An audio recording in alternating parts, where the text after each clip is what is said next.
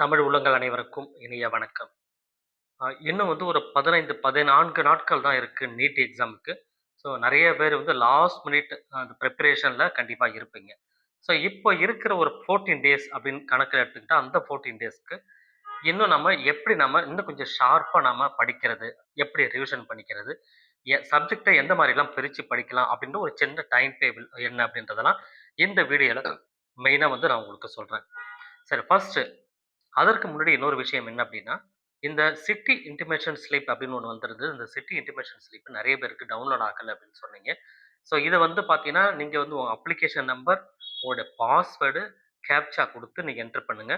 Application number நீங்க ஜெனரலா போடுவீங்க. அப்ளிகேஷன் நம்பர் மறந்திருந்தீங்கன்னா, உங்க மெயில்ல வந்திருக்கும் அல்லது மொபைல்ல வந்து எஸ்எம்எஸ்ஸா வந்திருக்கும். அத செக் பண்ணி பார்த்துட்டு கரெக்ட்டானத எடுத்து போடுங்க. அல்லது நீங்க கன்ஃபர்மேஷன் பேஜ் டவுன்லோட் பண்ணி வச்சிருந்தீங்கன்னா, அதுல அப்ளிகேஷன் நம்பர் இருக்கும். அத எடுத்து கரெக்ட்டா பண்ணுங்க. 1. 2வது பாஸ்வேர்ட் போடுற இடத்துல நீங்க டேட் ஆஃப் பர்த் போட்டீங்கன்னாலும் தப்பா தான் வரும். ஏன்னா, அவங்க குடுத்த நோட்டிஃபிகேஷன்ல அந்த மாரி சொல்லியிருந்தாங்க. ஸோ, அதனால கரெக்ட்டா செக் பண்ணிட்டு போடுங்க. மேபி வரலன்னா 1 நாள் 2 நாள் விட்டு திருப்பி நீங்க டவுன்லோட் பண்ணுங்க. கண்டிப்பா வரும். ஸோ, அத பத்தி வொரி பண்ணாதீங்க.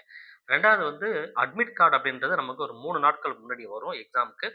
அதுல வந்து எந்த சென்டர் உங்களுக்கு அப்படின்னு சொல்லுவாங்க. அத பத்தி டீட்டெயில் அதுக்கப்புறம் சொல்றேன். சரி, இப்போ வந்து இந்த ரிவிஷன் அப்படின்றது என்ன அப்படின்னா, இந்த ரேபிட் ரிவிஷன் அப்படின்னு கூட சொல்லலாம். இந்த ரேபிட் ரிவிஷன் ரொம்ப ரொம்ப முக்கியமானது. குருஷியலான டைம்ல நாம இருக்கோம். இதுல நாம ஒரு சின்ன டைம் டேபிளா எப்படி பிரிச்சு படிக்கிறதுன்றத டீட்டெயிலா நான் இந்த வீடியோல உங்களுக்கு சொல்லிடுறேன். ஃபர்ஸ்ட் வந்து 3 ஃபேஸா பிரிச்சுக்கோங்க. 3 ஃபேஸ். ஃபேஸ் 1ன்றது 1ஆம் தேதி. அதாவது ஃபர்ஸ்ட் 15 நாட்கள் அப்படின்னு சொல்றோம். இருக்கிறது வந்து ஒரு 15 நாட்கள்னா, ஃபர்ஸ்ட் 5 நாட்கள் அப்படின்னு எடுத்துக்கங்க. முதல் 5 நாட்கள்ல நீங்க படிக்க வேண்டியது ஹை வெயிட்டேஜ் சாப்டர்ஸ் என்னென்ன அப்படின்ட்டு அத நீங்க பார்த்து படிக்கணும். அந்த ஹை வெயிட்டேஜ் சாப்டர் உங்களுக்கு வேணும்னு சொன்னா, கமெண்ட்ல சொல்லுங்க. ஹை வெயிட்டேஜ் சாப்டர்ன்னு கமெண்ட் பண்ணீங்கன்னு சொன்னா, நான் இம்மீடியேட்டா ஒரு சப்ஜெக்ட்டுக்குமே ஹை வெயிட்டேஜ் சாப்டர் என்னன்றத ஒரு வீடியோவா கன்வெர்ட் பண்ணி உங்களுக்கு குடுக்குறேன். ஸோ வேணும்ன்றவங்க கமெண்ட்ல சொல்லுங்க. ஸோ அடுத்தது வந்து ஃபேஸ் 2. இது வந்து 6வது நாள்ல இருந்து 12 நாள் வரைக்குமே. அடுத்த 6 நாட்கள். ஃபர்ஸ்ட் 5 நாளுக்கு நான் சொன்ன high weightage chapter.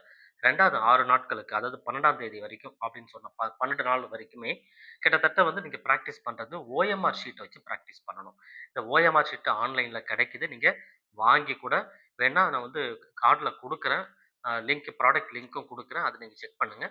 OMR ஷீட்ட download பண்ணி, அதுல நீங்க பிராக்டிஸ் பண்ணுங்க. அது ரொம்பவே நல்லது. ஷேட் பண்றதுக்கு டைமிங்லாம் உங்களுக்கு இருக்கும் இல்லையா? அது எல்லாமே உங்களுக்கு பிராக்டிஸ் ஆகும் ஈஸியா. ஃபேஸ் 3ல வந்து பார்த்தீங்கன்னா, அடுத்த ஒரு 2 நாட்கள், 3 நாட்களுக்கு மட்டும் நீங்க ஸ்லைட்ஸ் ஒரு சின்ன சின்ன ரிவிஷன்ஸ் என்னவோ அத நீங்க பண்ணுங்க. இது வந்து ஒரு 3 ஃபேஸா பிரிச்சுக்கிறது ஜெனரல். சரி, டைம் டேபிளா பார்க்குறேன். டெய்லி ஷெட்யூல் அப்படின்னு பார்த்தீங்க அப்படின்னா, எப்படி ஷெட்யூல பிரிக்கலான்றது என்னுடைய கணிப்புல நான் சொல்றேன்.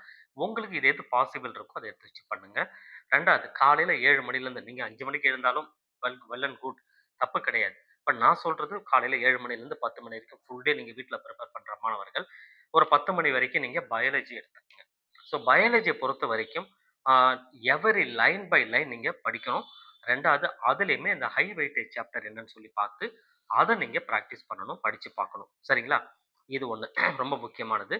அதுவும் குறிப்பா ஜெனடிக்ஸ், இக்காலஜி, ஹியூமன் பிசியாலஜி இந்த சாப்டர்ஸ் எல்லாமே ஹை வெயிட்டேஜ் சாப்டர்ஸா இருக்கு. ஸோ அதையுமே நீங்க ஃபோக்கஸ் பண்ணிக்கோங்க. ரைட். அடுத்தது வந்து பிசிக்ஸ் அண்ட் கெமிஸ்ட்ரி அப்படின்னு நம்ம எடுத்தோம்னா, ப்ராப்ளம் சால்விங் வந்து ரொம்ப ரொம்ப முக்கியம். 10 மணி வரைக்கும் அத படிச்சுட்டீங்கன்னா, 10லேருந்து 1 மணி வரைக்கும் நீங்க பிசிக்ஸ் அண்ட் கெமிஸ்ட்ரி பண்ணணும். இது 2மே வந்து மேக்ஸிமம் ப்ராப்ளம் சால்விங்ஸே பண்ணணும். இந்த ப்ராப்ளம் சால்விங்ஸ எப்படி பண்ணுவீங்க? ஒரு 50 அல்லது 100 எம்சிக்யூஸ் எடுத்து வச்சுக்கிட்டு, அததான் நீங்க பிராக்டிஸா பண்ணிக்கிட்டே இருக்கணும். ஒண்ணுமே கம்பல்சரி பண்ணுங்க. அதுல இருக்கிற ஃபார்முலேஷன், அதுல இருக்கிற ஈக்குவேஷன்ஸ் அது நீங்க பிரிப்பேர் பண்ணீங்கன்னாவே போதுமானது. சரிங்களா? இத ஒண்ணு ஃபோக்கஸா பண்ணணும். முக்கியமா உங்க ஃபோக்கஸ் எதுல இருக்கும்னு சொன்னா, ஃபார்முலா அதுல ஃபோக்கஸ் இருக்கணும். Not derivation. அத நீங்க மைண்ட்ல வச்சுக்கோங்க. 2வது 2 டூ 5 இது ரொம்ப ரொம்ப குருஷியல். இந்த டைம் வந்து ரொம்ப ரொம்ப குருஷியல். இது வந்து உங்க பிரெயின ஒரு பயாலஜிக்கல் கிளாக்குக்கு கொண்டு வரணும். பயாலஜிக்கல் கிளாக்ன்றது என்னன்னா, ஒரே ஆக்டிவிட்டிய ஒரே நேரத்துல நீங்க செஞ்சீங்கன்னா, அது உங்க மைண்ட்ல பிராக்டிஸ் ஆகணும். ஸோ அதுதான் அந்த பயாலஜிக்கல் கிளாக் அப்படின்னு சொல்றது. அதுல நீங்க என்ன செய்யணும்? 2 டூ 5 நீங்க எழுதுற மார்க் டெஸ்ட் எல்லாமே அந்த டைம்ல பிளான் பண்ணணும். காரணம் என்னன்னா, எக்ஸாமும் நமக்கு அந்த டைம்ல நடக்கிறதுனால, அதே டைம்ல உங்க பிராக்டிஸ பண்ணணும். சரிங்களா? எந்த காரணத்துக்கும் டெஸ்ட் எழுதுறது, பிராக்டிஸ் பண்றது வேற டைம்ல பண்ணக்கூடாது. 2 டூ 5 நீங்க கம்பல்சரி பிளான் பண்ணணும். அதுல பிராக்டிஸ் பண்ணிட்டீங்கன்னா, மதிய டைம் கொஞ்சம் சோர்வா இருக்கிற நேரம், சாப்பிட்டு தூக்கம் வர நேரம், இதெல்லாம் ஓவர் கம் பண்ணணும்னா இந்த பிராக்டிஸ் இந்த இடத்துல வேணும் உங்களுக்கு.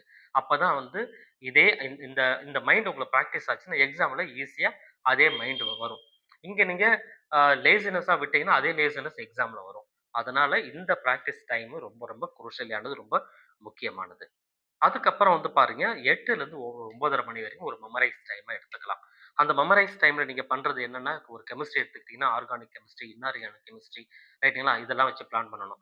அதேபோல வந்து ஸ்கோர் பூஸ்டர் சப்ஜெக்ட்ன்னு சிலதெல்லாம் இருக்கு இல்லையா? ஸ்கோர் பூஸ்டர்ன்னா பயாலஜி தான் ஸ்கோர் பூஸ்டர் அப்படின்னு நம்ம சொல்லுவோம். அந்த பயாலஜில நான் ஏற்கனவே சொன்ன சாப்டர்ஸ் இருக்கு பாருங்க. அது எல்லாமே கம்ப்ளீட்டா படிங்க. ஸோ ரொம்ப ரொம்ப ஹை வெயிட்டேஜ் சாப்டர்ஸா இருக்கு. ஸோ கம்பல்சரி படிங்க.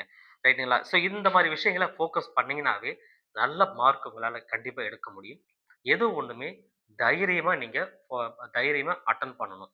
மன பயம் இருக்கக்கூடாது. பயத்த போக்கிட்டீங்கன்னாவே ஆட்டோமேட்டிக்கா உங்களுக்கு தன்னம்பிக்கை வந்து அதிகமாகும். அந்த தன்னம்பிக்கை அதிகமாச்சுன்னா, நெறைய மதிப்பெண் எடுக்கிறதுக்கு இந்த வாய்ப்புகள் உங்களுக்கு அதிகமாகும். ஸோ இத மட்டும் மைண்ட்ல வச்சுக்கோங்க. தூக்கம் ரொம்ப முக்கியம். நான் படிக்கிறேன் அப்படின்றதுக்காக பகல் ஃபுல்லா வேற வேலை செஞ்சுட்டு, நைட்லாம் கண்முழிச்சு படிக்கிறது வேஸ்ட். பகல்ல நல்லா படிங்க. நைட்டு 10 மணிக்கு மேல அதிகபட்சம் ஒரு 11 மணி என்ன ஆயிரும், 10:30 மணிக்கு மேல தூங்கிடுங்க. கண்டிப்பா 6லிருந்து 7 மணி நேரம் தூங்குங்க. நீங்க காலைல 4 மணிக்கு எழுந்திருக்கணும், 3 மணிக்கு எழுந்திருக்கணும்னு அவசியம்லாம் கிடையாது. நீங்க 7 மணிக்கு எந்திரிச்சு 7 மணிக்கு ஃபோக்கஸா படிக்க ஆரம்பிச்சீங்கன்னா கூட போதுமானது. அதனால நல்லா தூங்குங்க. மனச அமைதியா வச்சுக்கோங்க. ரிலாக்ஸா இருங்க. நம்மளால முடியும் அப்படின்ற ஒரு எண்ணத்த பாசிட்டிவ் மைண்ட வச்சுக்கிட்டு எக்ஸாம் அட்டெண்ட் பண்றதுக்கு பிளான் பண்ணுங்க. உங்களுக்கு சப்போர்ட்டிவா கண்டிப்பா நம்ம சேனல் இருந்துட்டே இருக்கும். அடுத்தடுத்த வீடியோல என்ன வேணும்ன்றதை கமெண்ட்ல சொல்லுங்க. அதையுமே அடுத்த வீடியோல உங்களுக்கு தெளிவா நான் குடுக்குறேன். தேங்க் யூ ஃபார் வாட்சிங்.